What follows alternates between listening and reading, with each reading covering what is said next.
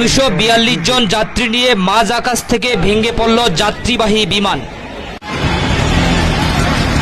ভয়াবহ এই বিমান দুর্ঘটনাটি ঘটেছে গুজরাটের আহমেদাবাদ বিমানবন্দরের কাছে।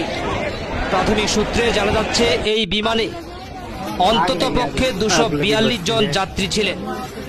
ইতিমধ্যে ঘটনাস্থলে বেশ কয়েকটি দমকলের ইঞ্জিন পৌঁছেছে।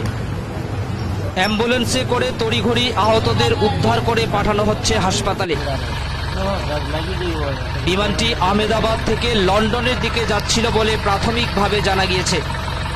সংবাদ সংস্থা ANI জানিয়েছে ওই বিমানে 242 জন যাত্রী ছিলেন। যুদ্ধকালীন তৎপরতায় চলছে উদ্ধার কাজ। আবারও জানাচ্ছি এই মুহূর্তের সবচেয়ে বড় খবর, গুজরাটের আহমেদাবাদ বিমানবন্দরের কাছে ভেঙে পড়ল যাত্রীবাহী বিমান। মৃত্যু হয়েছে অনেকের।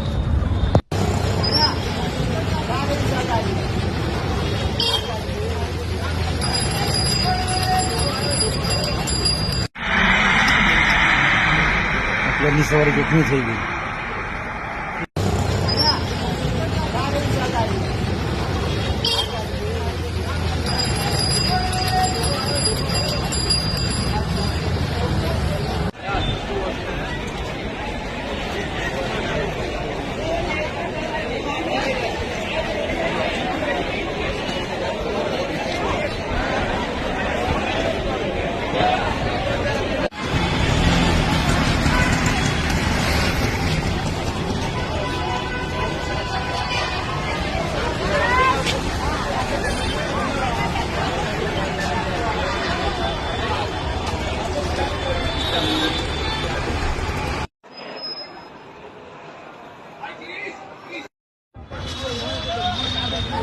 क्या नहीं, तो